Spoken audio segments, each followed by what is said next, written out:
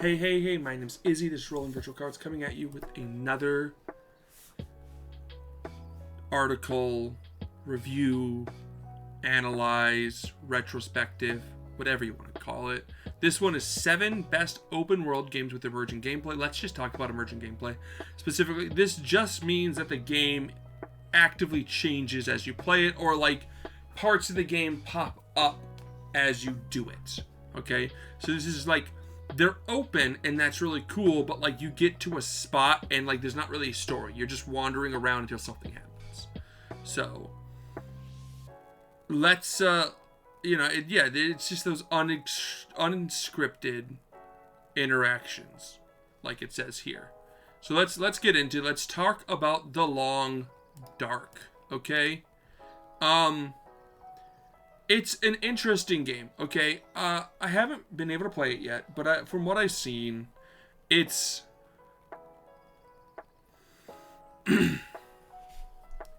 it has that loop that you're looking for in some games. And again, all gaming, in my opinion, breaks down to the gameplay loop.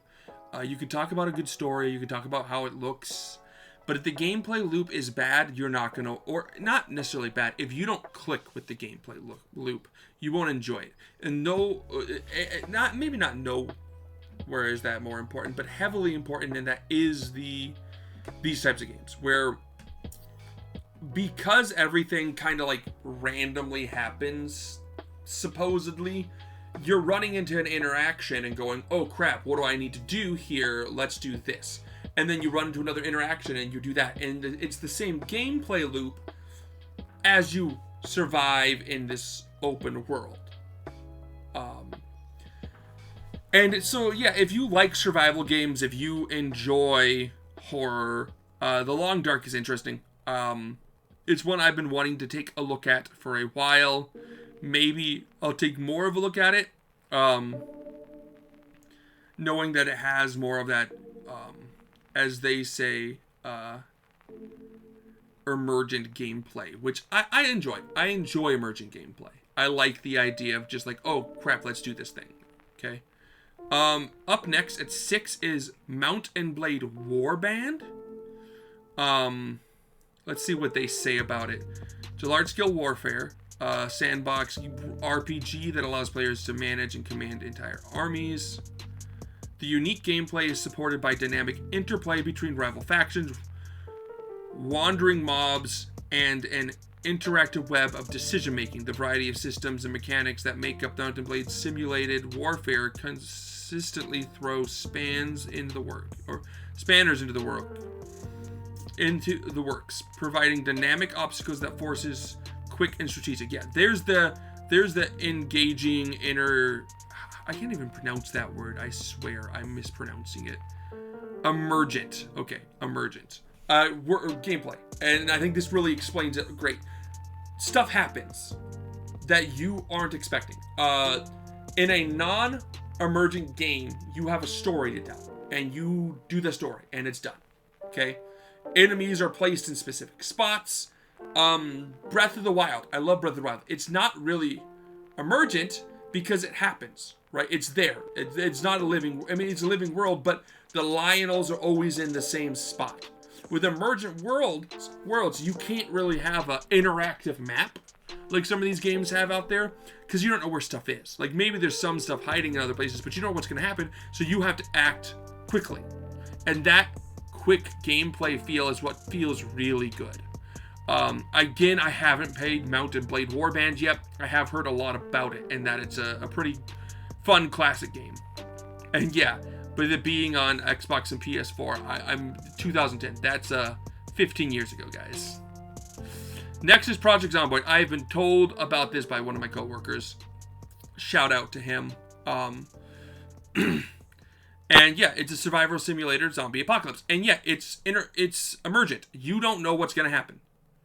You're going to just try to survive and not die. And I guess a lot of survival games is what you're going to see here with this emergent gameplay, because stuff happens and you have no control over what happens. There's no set story. It's just survive. And okay, so maybe there is a set story in some of these games, like here's the plot, solve it, like a mystery or something. But as you're trying to finish the game, stuff happens that each playthrough is going to be different. It's almost like the equivalence of like an open world roguelike, right? Because in a roguelike, every single game playthrough is different. Here, the one big open game playthrough is different. There is a way to beat the game sometimes. Sometimes there's not. Sometimes it's just survive. But when there is a way to beat the game, a lot of times that feeling is just that like interesting. Okay, cool. Let me come back to this next year. I beat it once. Let's come next year and I'll just do it again and it'll be different. You know? Up next is Fallout New Vegas. And yeah, exactly. This is what makes Fallout New Vegas so fun. It's that feeling of like, oh crap, nothing's the same. Based off on who, and this is very simplistic version of this. Instead of it just being completely random, it's very faction based. If you chose to go down this line, these people dislike you. If you did this thing, these people dislike you. All of a sudden you go into this camp and these people dislike you. And because the more they dislike you, the more they might send people after you. And that's what makes emergent gameplay so fun. Because you just don't know what's going to happen.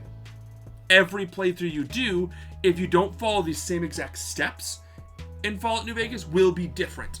If you do one thing differently, the game could end up differently.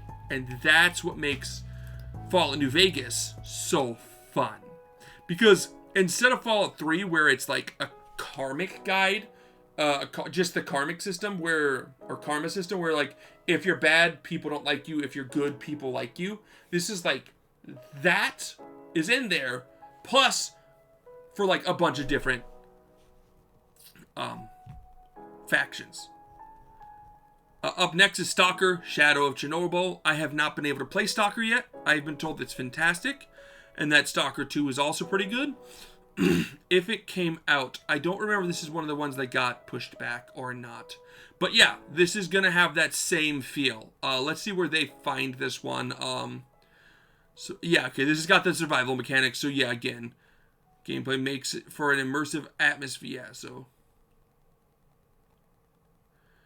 okay, yeah.